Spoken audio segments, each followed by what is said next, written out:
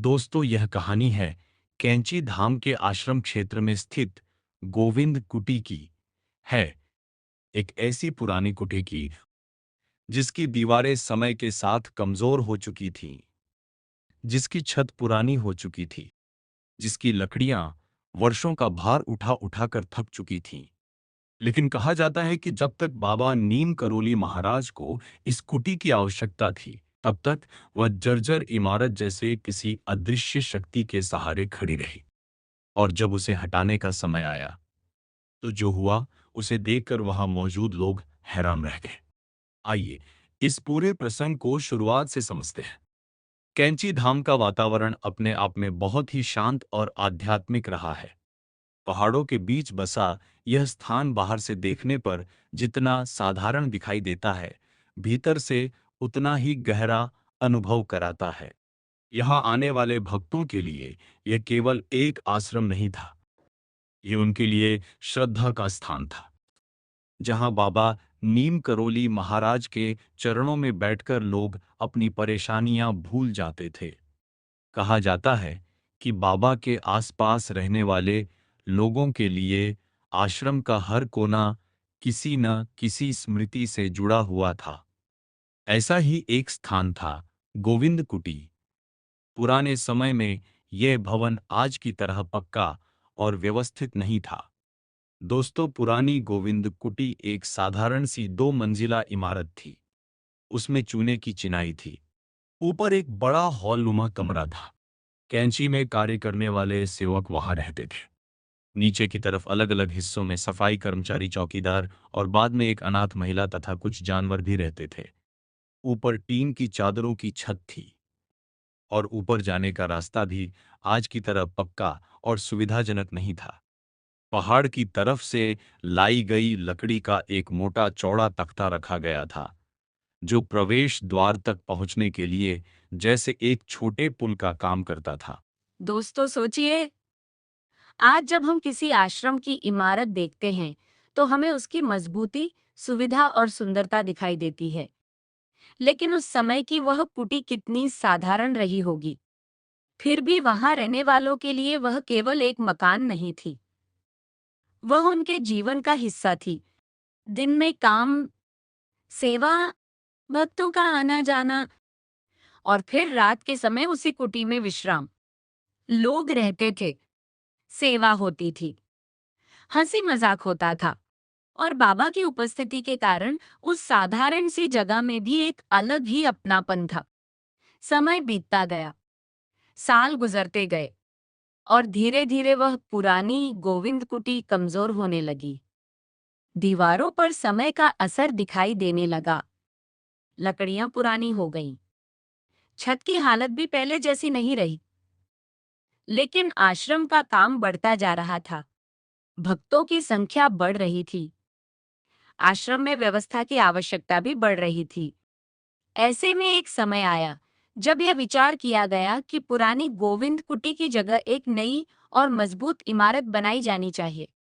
वर्ष 1966 के आसपास पुरानी कुटी के स्थान पर एक पक्की इमारत बनाने की योजना बनी।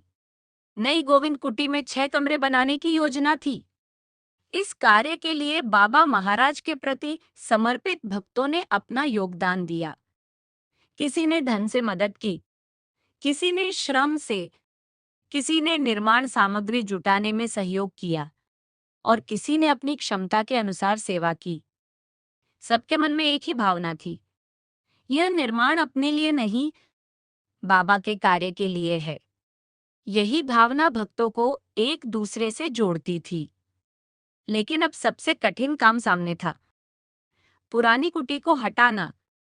देखने में इमारत इतनी पुरानी और कमजोर हो चुकी थी कि लोगों को लगता था कि इसे गिराने में कई दिन लगेंगे, क्योंकि पुरानी इमारत को सुरक्षित तरीके से गिराना आसान काम नहीं होता। पहले एक हिस्सा हटाओ, फिर दूसरा, फिर दीवार, फिर छत, फिर लकड़ियां। यही सामान्य तरीका होता है। इसलिए अनुमान लगाया गया कि शायद 10-15 दिन तो लग ही जाएंगे। कुछ लोग औजार लेकर काम में लग गए, सब्बल, फावड़े और दूसरे साधन। काम शुरू हुआ। लेकिन किसी को क्या पता था कि आगे जो होने वाला है वह सामान्य नहीं होगा। कुछ ही प्रयास किए गए थे और अचानक पूरी इमारत जैसे भीतर से कांप उठी। जो लोग उसे धीरे धीरे गिराने की तैयारी कर रहे थे, उन्होंने शायद सोचा भी नहीं होगा कि अगले ही पल पूरा दृश्य बदल जाएगा। पुरानी दीवारें, जर्जर लकड़ियां, छत और इमारत का पूरा ढांचा अचानक भरभराकर बैठ गया। लोगों के लिए यह एक क्षण में होने वाली घटना थी। जिस भवन को गिराने में 10-15 दिन लगने का अनुमान था, वह कुछ ही प्रयासों के बाद स्वयं धराशायी हो गया। लेकिन दोस्तों, इस घटना का सबसे भावपूर्ण हिस्सा इमारत का गिरना नहीं था। सबसे बड़ी बात यह थी कि उस समय वहां काम कर रहे लोगों में से किसी को चोट नहीं आई। इतनी पुरानी और जर्जर इमारत, इतनी सारी कमजोर दीवारें, पुरानी लकड़ियां, पुरानी छत, और फिर भी किसी व्यक्ति को चोट तक नहीं लगी। यही बात बाद में लोगों के मन में गहराई से बैठ गई। लोगों ने इसे केवल एक संयोग मानकर बात खत्म नहीं की। बाबा के भक्तों के लिए ये बाबा की कृपा का एक और संकेत बन गया। कहा जाता है कि बाबा नीम करोली महाराज अपने आसपास रहने वाले लोगों की सुरक्षा को लेकर बहुत सजग रहते थे। उनका तरीका हमेशा अलग होता था। वह बड़ी बड़ी बातें नहीं करते थे। कई बार तो भक्तों को ये भी पता नहीं चलता था कि बाबा ने उनके लिए क्या कर दिया। लेकिन समय बीतने के बाद जब घटनाओं को पीछे मुड़कर देखा जाता, तो लगता कि बाबा की कृपा पहले से ही उनके साथ थी। गोविंद कुटी की घटना को भी भक्त इसी भाव से देखते हैं। सोचिए, एक ऐसी इमारत जो वर्षों से कमजोर हो चुकी थी, जिसकी दीवारें और लकड़ियां समय के साथ जर्जर हो चुकी थीं, फिर भी वह इतने समय तक खड़ी रही। और जब उसे हटाने का समय आया, तो वह ऐसे समय पर गिरी कि वहां मौजूद लोगों की रक्षा हो गई। भक्तों के लिए यह साधारण घटना नहीं थी। उनके मन में यही भावना उठी, बाबा ने सबको बचा लिया। और यही तो बाबा की लीला का एक अद्भुत पक्ष था।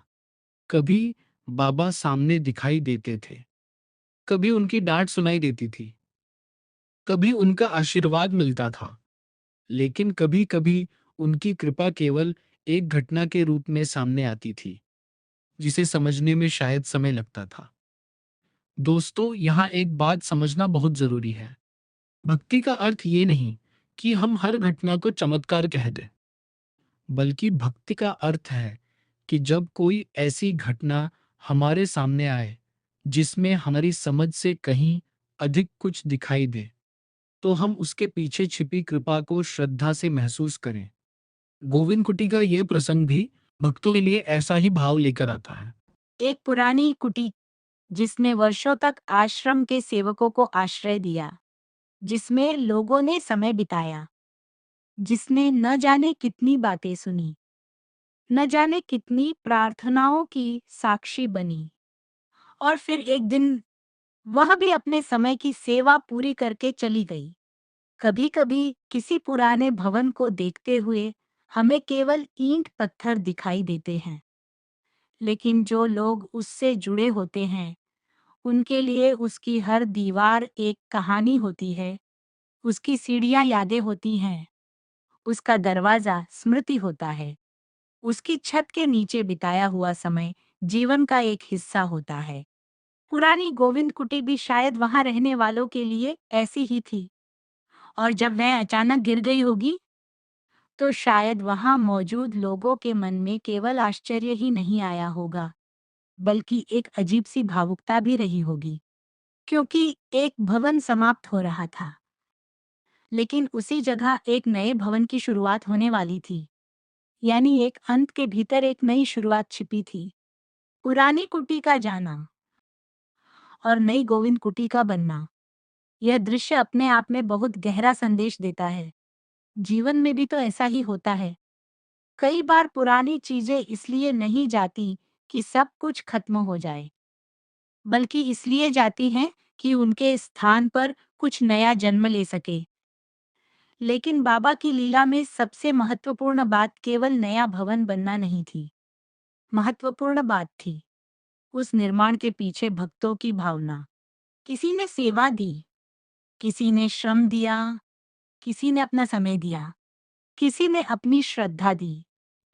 और यही किसी भी आध्यात्मिक स्थान की असली शक्ति होती है। ईंट पत्थर से भवन बन सकता है, लेकिन श्रद्धा से आश्रम बनता है, सेवा से वातावरण बनता है, और प्रेम से वह स्थान तीर्थ बन जाता है। कहा जाता है कि बाबा नीम करोली महाराज अपने भक्तों को हमेशा सेवा और प्रेम की राह दिखाते थे। उनके लिए किसी की सहायता करना ही पूजा का एक रूप था। किसी भूखे को भोजन देना, किसी दुखी को सहारा देना, किसी जरूरतमंद की मदद करना और अपने भीतर अहंकार को कम करना, यही असली साधना थी। इसीलिए गोविंद कुटी की कहानी केवल एक पुरानी इमारत की कहानी नहीं है।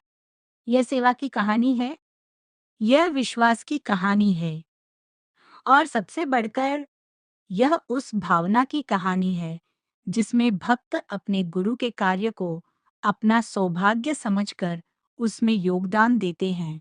आज जब हम उस घटना को याद करते हैं तो मन में एक सवाल जरूर आता है। आखिर बाबा के आसपास रहने वाले लोगों को ऐसी सुरक्षा का अनुभव क्यों होता था? शायद इसका उत्तर केवल तर्क से नहीं दिया जा सकता, क्योंकि आस्था की अपनी एक दुनिया होती है जहां भक्त अपने अनुभवों से निष्कर्ष निकालता है। जिस व्यक्ति ने बाबा को करीब से देखा, जिसने उनकी डांट सुनी, जिसने उनकी करुणा महसूस की, जिसने उनके पास बैठकर शांति का अनुभव किया, उसके लिए बाबा केवल एक साधु नहीं थे, वह उनके लिए परिवार की तरह थे। और परिवार का मुखिया अपने लोगों की चिंता करता ही है। इसीलिए जब गोविंद कुटी जैसी घटना हुई तो भक्तों ने उसमें बाबा की करुणा देखी। उन्होंने महसूस किया कि शायद बाबा ने उस जर्जर भवन को इतने वर्षों तक इसलिए टिकाए रखा था ताकि जब तक उसकी आवश्यकता हो वह लोगों को आश्रय देता रहे। और जब नई व्यवस्था का समय आया तो पुरानी कुटी अपने आप हट गई। यह विश्वास था, यह श्रद्धा थी, और यही उस घटना को आज भी यादगार बनाता है। दोस्तों, बाबा नीम करोली महाराज की कथाओं में एक बात बार बार सामने आती है। बाबा बाहर की चीजों से ज्यादा भीतर की भावना को देखते थे। आपके पास कितना धन है यह जरूरी नहीं, आप कितने बड़े आदमी हैं यह भी जरूरी नहीं, आपके पास कितना ज्ञान है यह भी सबसे महत्वपूर्ण नहीं। सबसे महत्वपूर्ण है आपके मन में कितनी सच्चाई है, आपके भीतर सेवा की भावना कितनी है, आपके मन में दूसरों के लिए कितना प्रेम है, और आपका विश्वास कितना सच्चा है। गोविंद कुटी के निर्माण में भी यही भावना दिखाई देती है। भक्तों ने अपनी अपनी क्षमता के अनुसार सहयोग किया।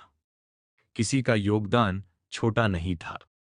एक व्यक्ति ने 1000 रुपए दिए हो और दूसरे ने अपने हाथों से एक दिन काम किया हो। यदि दोनों प्रेम से सेवा की है तो बाबा के सामने दोनों की भावना महत्वपूर्ण है। यही कारण है कि कैंची धाम की कथाएं केवल चमत्कारों की कथाएं नहीं हैं, वे हमें जीवन जीने का तरीका भी बताती हैं। वे कहती हैं, सेवा करो, दूसरों की मदद करो, अहंकार मत करो, और जब जीवन में कोई कठिन परिस्थिति आए तो विश्वास मत छोड़ो। क्योंकि कई बार हमें लगता है कि सब कुछ टूट रहा है, लेकिन उसी टूटने के पीछे एक नई शुरुआत छिपी होती है। पुरानी गोविंद कुटी का गिरना भी कुछ ऐसा ही संदेश देता है। एक पुराना भवन गिरा और उसके स्थान पर नई इमारत बनने का रास्ता खुला। एक पुरानी व्यवस्था समाप्त हुई और एक नई व्यवस्था की शुरुआत हुई। लेकिन भक्तों की स्मृतियों में वह पुरानी कुटी हमेशा जीवित रही। क्योंकि इमारतें टूट जाती हैं, दीवारें मिट जाती हैं, लकड़ियां खत्म हो जाती हैं, लेकिन उनसे जुड़ी श्रद्धा कभी खत्म नहीं होती। आज भी जब इस प्रसंग को याद किया जाता है तो मन में यही भाव आता है। बाबा के आश्रम में होने वाली हर घटना अपने भीतर कोई न कोई संदेश लेकर आती थी।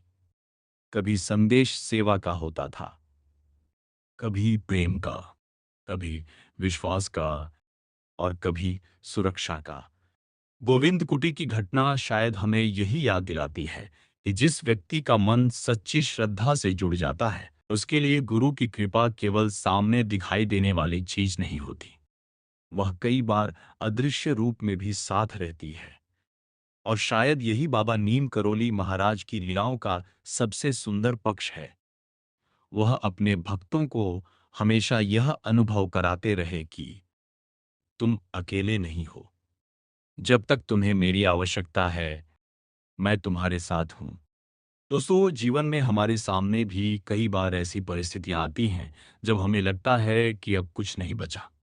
पुरानी परेशानियां, पुराने दुख, पुरानी असफलताएं, सब कुछ हमारे ऊपर बोझ बन जाता है। लेकिन गोविंद कुटी की कहानी हमें एक बात सिखाती है, हर पुरानी चीज को हमेशा पकड़े रखना जरूरी नहीं होता। कभी कभी समय आने पर उसे छोड़ना पड़ता है, क्योंकि उसके स्थान पर कुछ नया बनने वाला होता है। इसलिए यदि आज आपके जीवन में कोई परेशानी है, यदि कोई पुराना दुख आपको अंदर से परेशान कर रहा है, तो बाबा के चरणों में अपना मन रख दीजिए। कहिए, बाबा, मैं अपनी चिंता आपको सौंपता हूं। मुझे सही रास्ता दिखाइए। मेरे मन में विश्वास बनाए रखिए और जो मेरे लिए सही हो वही कीजिए। क्योंकि सच्ची प्रार्थना हमेशा किसी चमत्कार की मांग नहीं करती। सच्ची प्रार्थना केवल इतना कहती है, बाबा, मेरा हाथ मत छोड़ना। और शायद यही सबसे बड़ी श्रद्धा है। गोविंद कुटी की वह पुरानी इमारत आज भले अपने पुराने रूप में मौजूद न हो, लेकिन उसकी कहानी आज भी जीवित है। उसकी कहानी उन लोगों की स्मृति में है जिन्होंने वहां सेवा की, उन भक्तों की श्रद्धा में है जिन्होंने नई इमारत के निर्माण में योगदान दिया, और सबसे बढ़कर उस भावना में है जिसमें भक्तों ने महसूस किया कि बाबा ने संकट की घड़ी में सबकी रक्षा की। कभी कभी इतिहास बड़ी बड़ी घटनाओं से नहीं बनता। कभी इतिहास एक छोटी सी कुटी से बनता है, एक पुरानी दीवार से, एक लकड़ी के तख्ते से, कुछ सेवकों की हंसी से, कुछ भक्तों की सेवा से, और एक ऐसे संत की स्मृति से जिसके बारे में आज भी करोड़ों लोग श्रद्धा से कहते हैं। बाबा नीम करोली महाराज अपने भक्तों को कभी अकेला नहीं छोड़ते।